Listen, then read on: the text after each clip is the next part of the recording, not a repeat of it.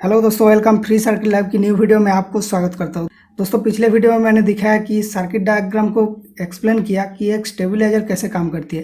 तो आज की जो सर्किट डायग्राम है ये हमारा स्टेबलाइजर की हाई कट की सर्किट है। यानी स्टेबलाइजर की वोल्टेज जब 240-50 वोल्ट के ऊपर चला गया तो वो काट कर देती है लाइन को। यानी हमारा जो आउटपुट लाइन है यहाँ पे एक सर्टेन वोल्टेज के ऊपर वोल्टेज नहीं आएगी। तो ये प्रोटेक्शन फीचर होता है। तो इसको कैसे अचीव किया जाता है वही आज हम एक्सप्लेन करेंगे।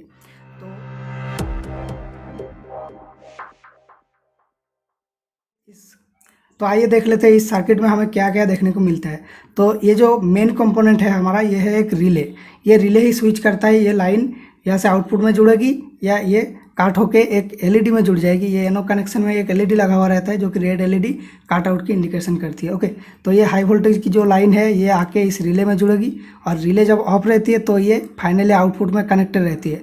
नॉर्मली कनेक्टेड जो एनसी पिन है उसके साथ आउटपुट हमारा लिया जाता है। और जब ये ऑन हो जाती है तो ये एनो में कनेक्ट हो जाती है, यानी नॉर्मली ओपन, और इसके साथ ही एलईडी लगा हुआ रहता है। तो वो एलईडी इंडिकेट करती है कि काट आउट हो चुका है। और यहाँ पर दो ट्रांजिस्टर मिलती है, एक है पीएनपी, एक है एनपीएन। पीएनपी को लगाया गया है इस रिले की जो कॉयल है इसको ड्राइव करने के लिए, और इस एनपीएन को लगाया गया है यहाँ से जो हाई वोल्टेज की सिग्नल है इसको एक थ्रेशोल्ड वैल्यू के ऊपर जाने से ये एनपीएन ट्रांजिस्टर थोड़ा ऑन हो जाती है और वो इस पीएनपी ट्रांजिस्टर की बेस को ऑन करती है। तो इसको हम बाद में एक्सप्लेन करते हैं। और यहाँ पर जो डायोड लगाया गया है ये भी मैंडेटरी है। किसी किसी सर्किट में ये डायोड नहीं रहता है तो इस ट्रांजिस्टर ख़राब होने का चांस रहता है। तो ये डायोड क्या करती है, जो किसी भी कॉयल में आप अगर डीसी से कॉयल को एनर्जाइज करते हैं और डीसी अगर आप ऑफ कर दिया तो कॉयल में मैग्नेटिक फील्ड बहुत जल्दी मैग्नेटिक फील्ड कोलैप्स हो जाती है। तो इसी वजह से इस कॉयल में बहुत ही हाई वोल्टेज बन जाती है। जो कॉयल की प्रॉपर्टी होती है उसको आप चेंज नहीं कर सकते, वो कॉयल की ही अपनी प्रॉपर्टी होती है कि अगर मैग्नेटिक फील्ड उसमें चेंज हो तो उसमें वोल्टेज बनती है। ऐसे ही हमारा ट्रांसफार्मर, जनरेटर, कोई भी कॉयल ऐसे ही काम करती है इस प्रिंसिपल के ऊपर बेस करके। तो यहाँ पे आपका जो मैग्नेटिक फील्ड कोलैप्स हुआ उसके अकॉर्डिंग आपका यहाँ पे बहुत हाई वोल्टेज एक बनेगी, लेकिन वो वोल्टेज रिवर्स पोलैरिटी में होगी। यानी यहाँ पे जो हमने प्लस दी थी पहले वहाँ पे माइनस होगी और इस तरफ प्लस हो जाएगी। अगर इस करंट को कहीं जाने का पाथ नहीं मिला तो वो 500 से 700 1000 वोल्ट तक भी जा सकती है। तो ये ट्रांजिस्टर को ख़राब कर सकता है। इसलिए इस रिले की कॉयल के साथ रिवर्स पोलैरिटी में एक डायोड लगाया जाता है। यानी डायोड की माइनस इस प्लस साइड की तरफ कनेक्टेड रहती है, डायोड की प्लस माइनस की तरफ कनेक्टेड रहती है। तो इस कॉयल की जो फ्लाईबैक वोल्टेज उसको ये शॉर्ट कर देती है और ये बाकी सर्किटरी को बचा लेता है। ओके, अब हम बात करते हैं कि ये दोनों ट्रांजिस्टर कैसे लगाया गया है। ये जो पीएनपी ट्रांजिस्टर है ये बेस में नेगेटिव लॉजिक यानी ग्राउंड की लॉजिक पाने से ऑन होती है, और ये जो एनपीएन ट्रांजिस्टर है ये बेस में पॉजिटिव लॉजिक पाने पे ऑन होती है। ओके, और ये दोनों ही ट्रांजिस्टर ऑन होने का क्राइटेरिया है बेस में 0.7 वोल्ट होनी चाहिए।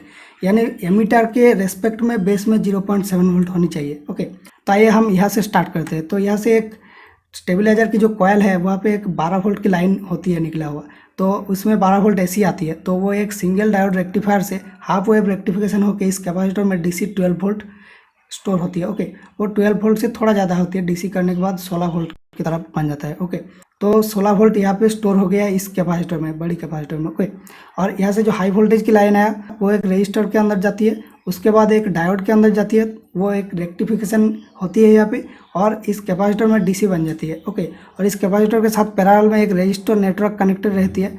ये हमारा प्रीसेट है और ये एक अलग रजिस्टर है। तो इन प्रीसेट और ये रजिस्टर, इन दोनों का टोटल रेजिस्टेंस इस रेजिस्टेंस से बहुत कम होती है। तो इसलिए इस रेजिस्टेंस में बहुत हाई वोल्टेज ड्रॉप हो जाती है और बाकी कुछ ही वोल्टेज 2-3 वोल्ट यहाँ पे मिलती है। ओके, और ये जो प्रीसेट है ये एक वेरिएबल रजिस्टर की तरह है। तो इसको हम स्क्रू ड्राइवर से घुमाते हैं और इसकी वैल्यू को सेट करते हैं। तो मान लीजिए अगर यहाँ पे 250 में हम सेट करना चाहते हैं ताकि 250 में काट ऑफ हो, तो 250 यहाँ पे आ गया तो मान लीजिए यहाँ पे 3 वोल्ट आती है 250 यहाँ पे आने पे। ओके, और इस प्रीसेट को हम ऐसे घुमाते हैं कि यहाँ पे 3 वोल्ट आने पे इस कैपेसिटर पे इस प्रीसेट की जो ये वाली लाइन है मिडिल वाली, इस लाइन में आती है 0.7 वोल्ट। ओके, और 0.7 वोल्ट इस ट्रांजिस्टर को ऑन करेगा। जैसे कि मैंने पहले ही बोला 0.7 वोल्ट होने पे ट्रांजिस्टर ऑन होती है। तो 0.7 वोल्ट यहाँ पे आ गया। ये ट्रांजिस्टर की बेस रेजिस्टेंस है।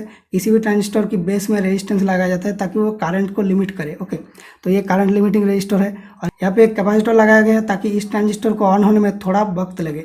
देखिए, अगर ये कैपेसिटर नहीं होती है तो ये ट्रांजिस्टर थोड़ा सा भी वोल्टेज की इधर उधर हुआ तो काट आउट हो जाएगी। तो ऐसे हमारा बहुत दिक्कत करेगी सर्किट, इसलिए यहाँ पे एक डिले सर्किट लगाया गया है, जो कि ये कैपेसिटर पहले चार्ज होगी, ये 0.7 आने तक ये रजिस्टर के अंदर से चार्ज होगी, तो ये थोड़ा टाइम लेगा, हाफ सेकेंड 1 सेकेंड के बराबर।